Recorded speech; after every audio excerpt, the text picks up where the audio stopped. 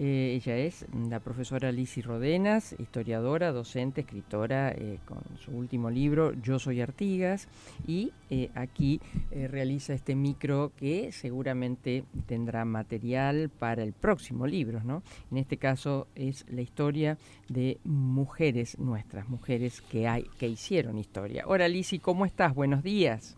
Buen día, María. ¿Cómo están ustedes? Bien, Buenos un días a gusto en todos. escucharte. ¿Hola? Hola, sí, Sí, sí, te escucho. digo, un gusto en escucharte. Lizzy, Igualmente. ¿qué mujer tenemos hoy? ¿Qué mujer nos traes hoy con esas historias maravillosas que nos contás? Bueno, mira, como mañana es 12 de octubre Sí, y recordamos el descubrimiento de América, fecha que siempre está puesta en discusión, ¿no? sí, Controversial. sí. Pero bueno, fue una de Cada las... tanto viste que nos bien descubren y nos encubren. realmente. Yo tengo más esto es una opinión personal, ¿no? Sí. Este, no, no comparto esas visiones de un indigenismo a ultranza. Ujú. eh, digamos, la historia no es una lucha entre héroes y villanos, no están los malos de un lado, los buenos del Mm. otro. Y esto de pensar en el español malo y el indio bueno es, a mi entender, digamos, es mover el eje de la discusión, es decir, toda conquista y todo descubrimiento implica sangre, Mm. que la hubo. Eh, pero fue el descubrimiento de América fue quizá una de las epopeyas más grandes en la historia de la humanidad, ¿no? Es como la humanidad sea noticia una parte de la humanidad sea noticia de la existencia de la otra. Bueno, ahí hubo de todo, hubo encuentro, desencuentro, dominación, pero también hubo penetración de una parte de la humanidad con la otra, es Mm. decir, es un tema complejo. Mm. Pero de ahí yo tengo una posición más, a mi entender, respeto todas las opiniones, pero una posición más equilibrada en el sentido de que España le dio mucho a América y América le dio mucho a España y generó un mundo nuevo en este nuevo mundo descubierto hace 500 años. Pero bueno, esa Sí. sería un motivo para otro micro. Mm. Pero en este contexto, creo que la figura de Isabel de Castilla es fundamental. Ajá. Que fue la reina de España y la que escucha a Colón y la que conecta con Colón y le da pie, le da pista para incursionar hacia lo que eran las Indias orientales, donde Europa occidental se proveía de las especies y, y iniciar el viaje de Oriente por Occidente, sin saber que había un continente en el medio. ¿Cómo era la Europa? Una breve introducción. ¿Cómo era la Europa y la España del siglo XIV y del siglo XV? Europa en el siglo XIV y en el siglo XV salía de la Edad Media. ¿Qué fue la Edad Media? Que es una construcción teórica, la han hecho los historiadores para poder explicarla. Es el periodo comprendido entre la caída del Imperio Romano en el 476, ya de la era cristiana, y 1492, que es el descubrimiento de América. ¿Cómo estaba caracterizada la Edad Media? Hay distintos periodos dentro de la Edad Media, la alta, la media y la baja Edad Media. El sistema político de la Edad Media fue el feudalismo, como organización social y político, que se caracterizó por una fragmentación del poder político y del poder territorial. El feudalismo se organizó en torno a la posesión de la tierra, que eran los feudos, y lazos de vasallaje entre los nobles y los reyes y el pueblo. ¿Existían los reyes? Sí existían los reyes, pero el rey estaba en lo que era la cima de la pirámide feudal. Un señor feudal era vasallo de otro, y otro a su vez de otro, y de otro, y ese otro hasta llegar a la cima de la pirámide feudal donde estaba el monarca. Este sistema creó profundas tensiones y competencias por el poder entre los señores feudales, porque no todos tenían el mismo poder. Y obviamente se disputaban esas cuotas de poder entre ellos y con el rey. Fue muy poderosa el rol de la Iglesia Católica.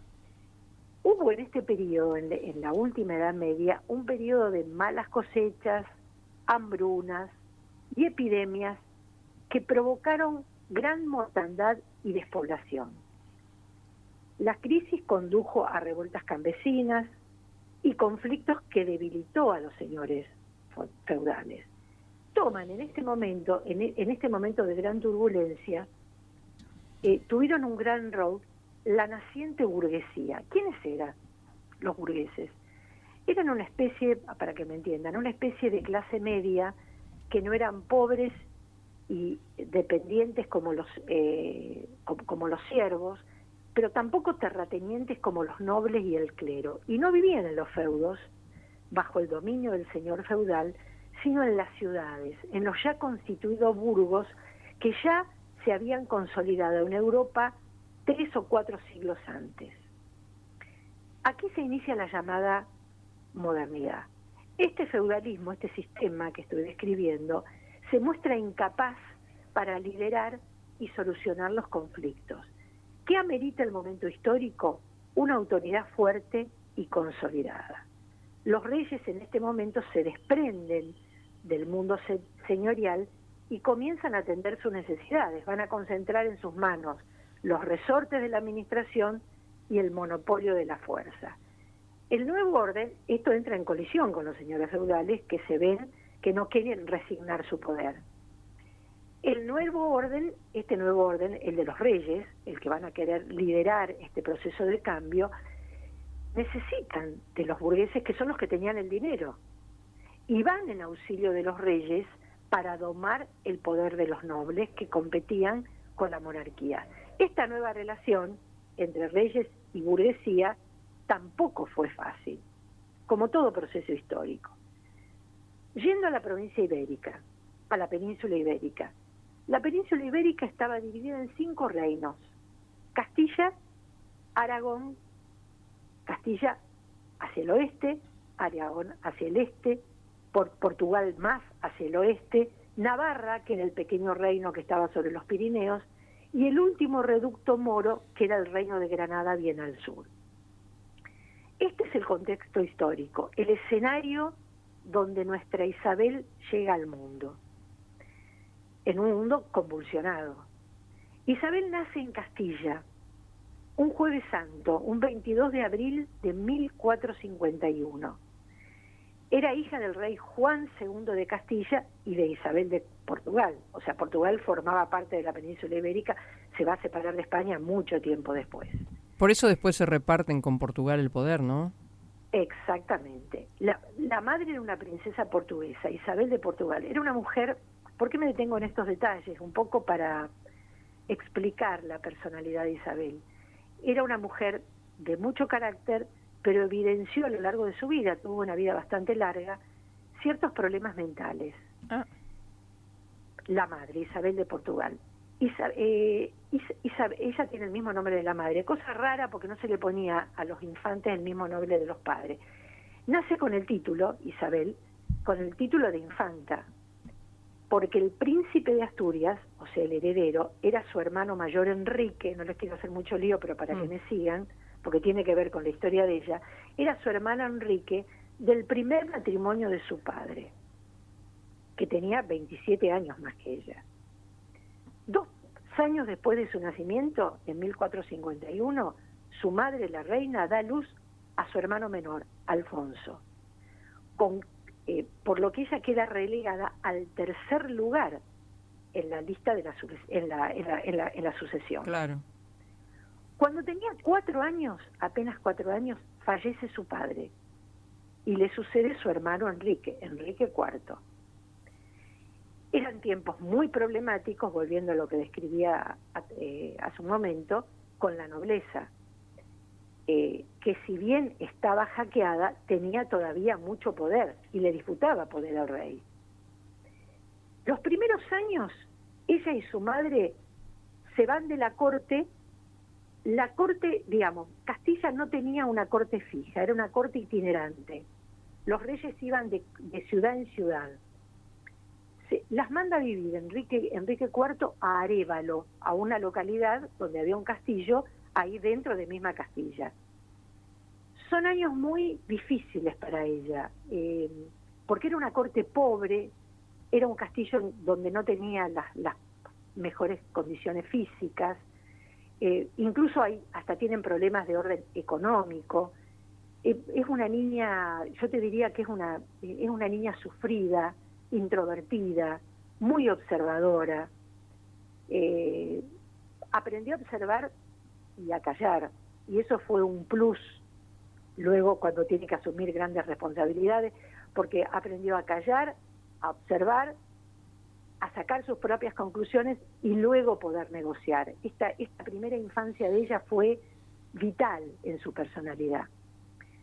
Pero a los 10 años de esto que estoy contando, el rey Enrique IV manda llamar a su madrastra, porque no era su madre Isabel de Portugal, él era hijo, recuerdo, del primer matrimonio del rey, las manda a llamar en la corte, que en ese momento estaba en el Alcázar de Segovia. Ahí ya tenía 10 años, un poquito más, y ahí toma contacto con el poder real, con las intrigas de la corte.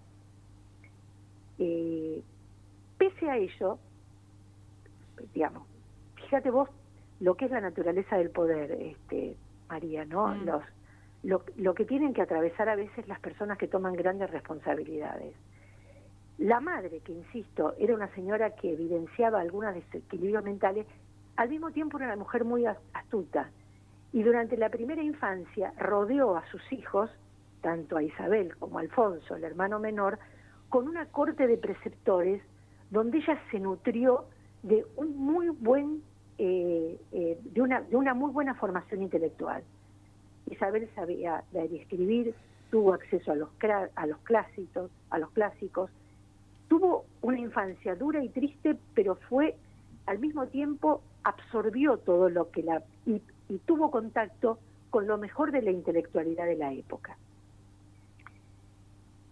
En Segovia tiene contacto con el poder real y con las intrigas de la corte. Se agrega otra situación. Su hermano, el rey Enrique, no había concebido un hijo varón. Impotente lo llamaban a sus espaldas. Es conocido como el rey Enrique IV impotente. Y como siempre sucede en las mejores familias, en las familias reales también, aparece una heredera, la famosa Juana la Beltraneja, que es la que le va a disputar el poder a Isabel, que es una hija ilegítima, al no poder, fíjate vos lo que son, en todas las épocas se cuecen habas, ¿no? La reina tiene una hija con un favorito de la corte, con Beltrán de la Cueva, por eso se la llama Juana la Beltraneja. O sea, Juana es fruto de los amoríos de la reina, que es su cuñada, con el favorito del soberano Beltrán de la Cueva. Ahí ella se da cuenta que la sucesión es un camino escarpado, apenas entrado en la adolescencia, pero tiene la convicción de que ella es la legítima heredera de la corona de Castilla. Recordemos que en el siglo XV los matrimonios reales eran una herramienta política que forjaban alianzas entre los reinos. O sea, esta gente no se podía casar con quien quisiera. En 1468, con sus jóvenes 17 años, es proclamada princesa de Asturias. Y el hermano, el rey Enrique IV, le sugiere varios candidatos para casarse, porque las niñas en aquella época se casaban jóvenes, a los 15, a los 18, a los 20 años. Una mujer de más de 20 años ya era una mujer más que adulta. Ya era vieja. Y sí, era vieja. Y luego de rechazar varios candidatos sugeridos por su hermano, fíjate vos qué viva que era, firma un acuerdo con él, con el hermano, cuando es proclamada princesa de Asturias, donde establece que no tendría que casarse contra su voluntad. Mira. Sus consejeros más impetuosos la instaban a tomar el poder, pero esta joven princesa demostró no solo lealtad a su hermano, sino también una gran astucia. Se presentó como garante del poder establecido y aguardó discretamente su turno. Su fino instinto le indicaba cuándo ser paciente y cuándo tomar una decisión audaz. Se mantuvo reticente y discreta, mientras en secreto enviaba emisarios a Aragón. Aragón estaba al este de la península. Fíjate vos que ella tuvo una visión geopolítica raro en una joven tan joven. En 1469 ya había tomado su decisión. El elegido era Fernando, el heredero de la corona de Aragón. El matrimonio se llevó a cabo en el más absoluto secreto. Ella negocia con su futuro suegro, el rey de Aragón, el beneficio para ambas coronas. Ameritaba el momento histórico la unión de las dos regiones, Castilla y Aragón. Porque quiero hacer una digresión acá. Era un momento que las fronteras en Europa eran muy lábiles y muy inestables. El rey de Francia presionaba sobre el norte porque quería parte de España. Las ciudades italianas tenían un enorme comercio y tenían influencia sobre el mar Mediterráneo. Y España estaba dividida. Entonces, ella muy hábilmente se da cuenta que la fortaleza de España iba a radicar en la unión de los dos reinos. Entonces negocia con su futuro suegro este beneficio para ambas coronas. No fue un matrimonio por amor, pero sí ambos tuvieron una gran afinidad y un respeto. Tenían la misma edad, incluso Fernando era un año más joven. Y como ella, Fernando, no quería ser tutelado por los cortesanos que rodeaban a su padre. Fernando se escapa de Aragón en secreto y se va a Castilla, parte de Zaragoza, donde estaba la corte, rumbo al este, de manera furtiva y disfrazado de criado. Y se dispone a entrar en Castilla sin ser detectado por el hermano de Isabel y el rey Enrique. Isabel y Fernando, aquí otro detalle, no se conocían. Para los que nos están escuchando, así se establecían los matrimonios, pero contraen finalmente matrimonio en Valladolid. Desde el principio llegaron a un buen entendimiento, pero la grandeza y el futuro de España estaba por encima de cualquier diferencia que pudieron tener. Como eran primos, ambos pertenecían a la misma dinastía, la dinastía de Trastámara. Los abuelos eran primos hermanos entre ellos, necesitaron una bula papal. El rey no les da la bula. ¡Qué lío que hicieron! Temeroso, bueno, parece una novela de la tarde. Sí, ¿no? sí. Te das cuenta, ¿no? Sí. El rey no le da la bula y ellos utilizan una bula del papa anterior. Son coronados reyes de España. Bueno, esto brevemente contado, Isabel es un ejemplo clarísimo, rotundo y de ejercicio del poder femenino porque cimentó su autoridad en un escenario patriarcal y yo te diría machista. Uh-huh. Ella lo eligió a Fernando negociando hábilmente con su suegro.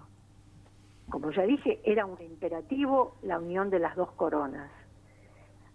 Accede al trono en 1474. No esquiva esta situación de inestabilidad política y la enfrenta. Tuvo una muñeca política y consolida su legitimidad y demuestra su capacidad para desenvolverse en un contexto patriarcal y machista. Hoy diríamos, Isabel fue un animal político a los valores de hoy. No fue una feminista porque no existía el término feminista. El término, pero lo fue en los hechos, claro. Pero lo fue en los hechos. Después podemos hablar, porque como te decía al principio, el descubrimiento es un tema todavía controversial y ofrece mucha polémica. Podemos hablar de los puntos oscuros de este periodo, la expulsión de los judíos, en aras de la unificación de la fe religiosa. Esta medida, además de brutal, eliminó de la sociedad española quizá los únicos grupos que hubieran podido recoger el impulso de aquel primer capitalismo. Deterioró la prosperidad de muchas comunidades, también lo que significó la Inquisición, ¿no? Claro. Casi una policía secreta de la corona. Pero en lo bueno y en lo malo, estos cambios deben atribuirse a este matrimonio real, que reorganizaron la administración del imperio, concluyeron la reconquista con la toma del último baluarte moro en Granada. Isabel y Fernando llegaron a constituir una pareja de raras condiciones políticas. Pocas veces se vio en la historia de España una vinculación tan fecunda como la de Isabel y Fernando, porque muchas veces también se dio una coyuntura tan favorable. Claro, es como decimos, claro, fueron las personas adecuadas en el momento adecuado. Claro. Lisi, muchísimas gracias. Seguramente vamos a seguir ahondando, ¿no? en esta persona, esta mujer, que allá en los tiempos lejanos fue la que le creyó a Colón, la que le puso la plata, le puso la gente para llegar aquí a estas tierras, ¿no? Así es. Fíjate vos a veces cómo se dan estas situaciones en la historia, ¿no? Y fue una mujer muy joven. Sí. Así que bueno, me pareció importante traer la figura de este animal político que fue Isabel de Castilla, a veces muy relegada en la historia, porque tiene que ver mucho con nuestro continente. Después podemos hablar algún día de los que fueron las leyes de Indias, y cómo ella quiso tratar a los aborígenes, cómo a veces las leyes acá en América se acataban pero no se cumplían, se acata pero se cumple. Pero me parece interesante ahondar sobre la figura de Isabel en esta vida tan sufrida y cómo las circunstancias la llevaron al trono de España y bueno, pudo desplegar es reina durante 30 años, muere con 53 años. Fue una gran mujer, en lo bueno y en lo malo. Gracias, Lisi, abrazo muy grande. Igualmente para vos. La profesora Lisi Rodenas con este micro Mujeres que hicieron historia.